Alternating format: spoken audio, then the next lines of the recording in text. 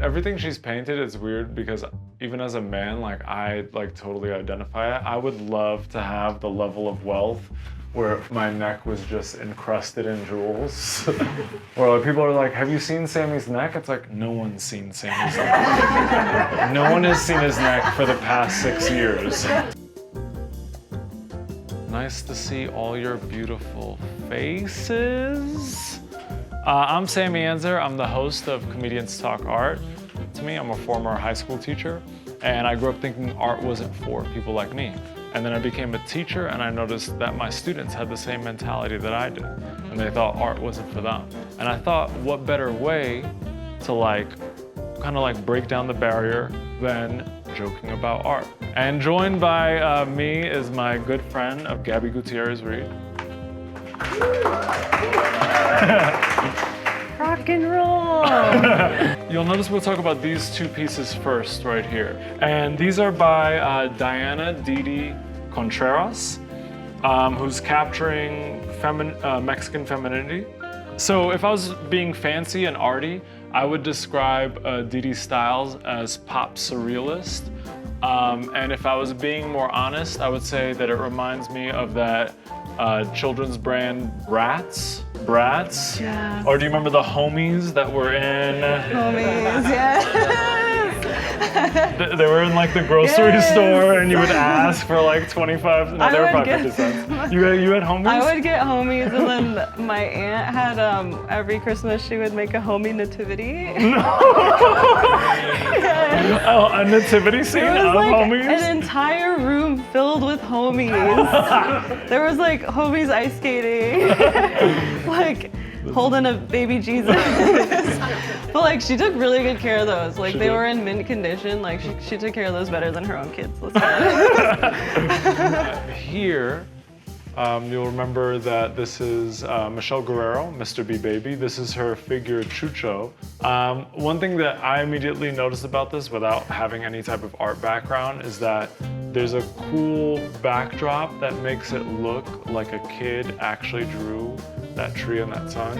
And a kid actually did draw that. No, I just made that up. But there is some symbolism here that I don't quite understand. The figure appears to be holding a root of some kind. There's bugs, right? And there's some kind of sewing or stitching happening by one of the figures. So, what do you guys think?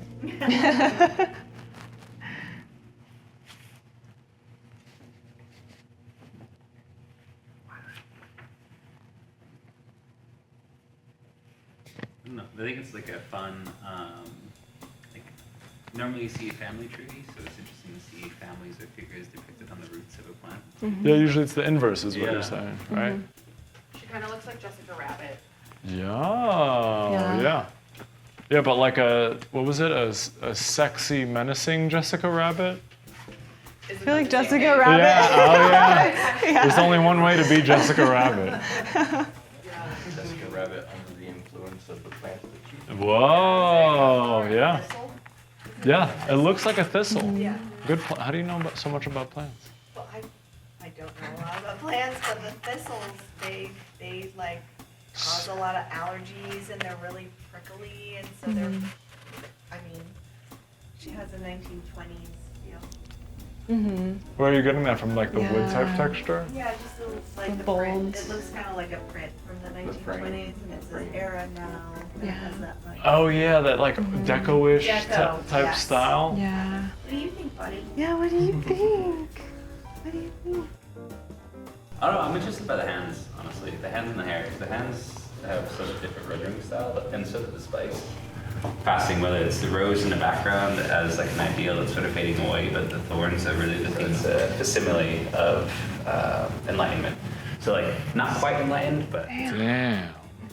Do you want to switch places? I love you guys' interpretation of God. This is just really silly, but I keep hearing Christopher Walken's voice read this text. The light is coming to give. Okay. Yeah. Is that right? Oh. Oh. Oh yeah. Oh, does anyone recognize where this is from? Boom. Yeah. That's really cool. I don't know, there's probably like a nice art word for this, but it's like, they're different mediums, right? So like the other one was a painting, and it was, the espresso maker was in that painting. And this one is like a realized object, but we're meant to understand that it's like from the same world, right? Yeah. It's really cool. It makes you feel like it jumped out of the painting and we're in the painting now. Yeah. I thought art was for people with monocles, people who eat wealthy and spell hors d'oeuvres correctly. I would be about to enjoy painting and a voice from my neighborhood spoke in my ear. Oh, you like art? Oh, you smart now, Rembrandt? It's surprising the voice would know Rembrandt until you remember Rembrandt is a Dutch master on the cover of those Bodega Blunt wraps. But I kept going, and while all my homies were watching the Knicks at night, art showed me a new world, where Austria was a country in Europe and not a continent, where Picasso's brushstrokes weakened a cruel regime, and in contrast, the only thing the Knicks ever made me feel was disappointment. But when you hear that voice that says that you can't or shouldn't do a thing, you don't have to listen. Art is for you too. It's the artist's job to reach you, and it's your job to allow yourself to be reached.